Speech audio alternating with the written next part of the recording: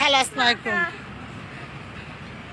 দেখেন, আজকে আমি আমার বাসা থেকে আসছিলাম নবীনগরের গাড়িতে এসেছিলাম আমার কিছু জিনিসপত্র বাড়িতে পাঠানোর জন্য। তো এখানে আসার পরে যে এরকম ভোগান্তিতে ভুগতে হবে আমি বুঝতেই পারিনি। এখানে আসবে আজকে নাকি বর্তমান প্রধানমন্ত্রী তারেক জিয়া। তো বেশ ভালো কথা, উনি স্মৃতিসৌধ পরিদর্শন করতে আসবে, ফুল দিতে আসবে, খুব ভালো কথা। কিন্তু তার জন্য আমাদের মতো সাধারণ জনগণকে কেন ভুক্তভোগী হতে হবে?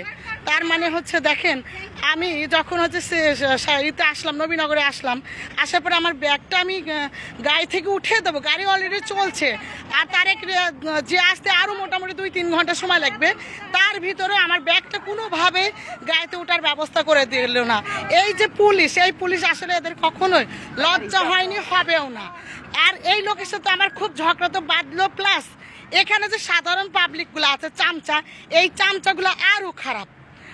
আমার গাড়ির ব্যাগটা কোনোভাবেই স্মৃতিসৌধে গাড়িতে উঠতে দিল না। পাশাপাশি কি হলো, আমি সেই কাউন্টার থেকে শুরু করে আমি চলে গেলাম আবার সেই নিরিবিলিতে আমি দিয়ে আসলাম।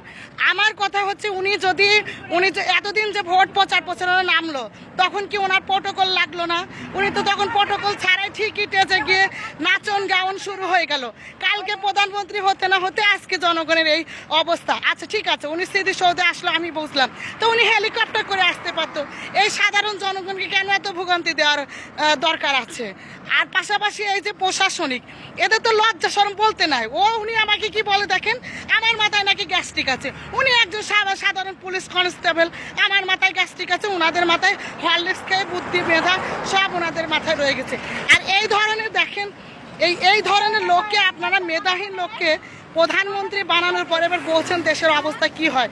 এই জায়গা থেকে একই সিস্টেমে একই রকম অবস্থা হবে, কখনোই পরিবর্তন হবে না। এই যে এখন আবার আমি কি করতেছি দেখেন, সেই নিরিবিলি থেকে হাঁটতে হাঁটতে এখন আমার বাসায় আমি যাচ্ছি, সেই 20 মাইল পর্যন্ত আমি এই যে হাঁটতে হাঁটতে যাচ্ছি। এরকম অহরহ জনগণ, এরকম শুধু তাই না, জনগণকে রাস্তাতে হাঁটতে দেওয়া হচ্ছে না। তাহলে বোঝেন কি রকম প্রোটোকলের ব্যবস্থা করা হচ্ছে, যেটা পাবলিক রাস্তা, যেখানে সবাই যাইতে পারবে। আর এরা নাকি করবে মানব সেবা, জনসেবার নামে মানুষকে কিভাবে হয়রানি ভোগান্তির করতেছে। তাহলে বোঝেন, একটা মানুষ আসতে পারে বা তার জন্য কোনো রকম ট্রাফিক জ্যাম বা এরকম না থাকে, সেই সিস্টেমটুকু করতেই পারে। জনগণের এত যদি মৃত্যুর ভয় থাকবে, তাহলে তো রাজনৈতিক নেতা হওয়ার কোনো প্রয়োজন ছিল। আর সবচেয়ে বড় কথা, যে আগেও বলেছি অনেক ভিডিওতে, বাসের থেকে কুঞ্চি মজবুত আমাদের দেশে। তো এই অবস্থা হয়েছে আমাদের দেশে, বাসের থেকে কুঞ্চি মজবুত।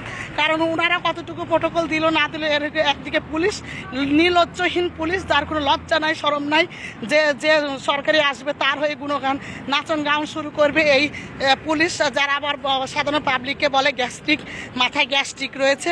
এরা এত মেধাহীন যে তা এই জন্য নিজেদের অস্তিত্ব ধরে রাখতে পারে না সেই পুলিশ। আর পাশাপাশি কিছু চামচা পাবলিক থাকে, যারা সব সময় চামচামি করা, যাদের স্বভাব, এদের এই চামচামি দেশে আসলে কি বলবো, যেমন জনগণ তেমন নেতা। আমাদের আসলে এই চামচামি, এই তেলবাজ জনগণের জন্য এই ধরনের নেতাই খুবই দরকার ছিল।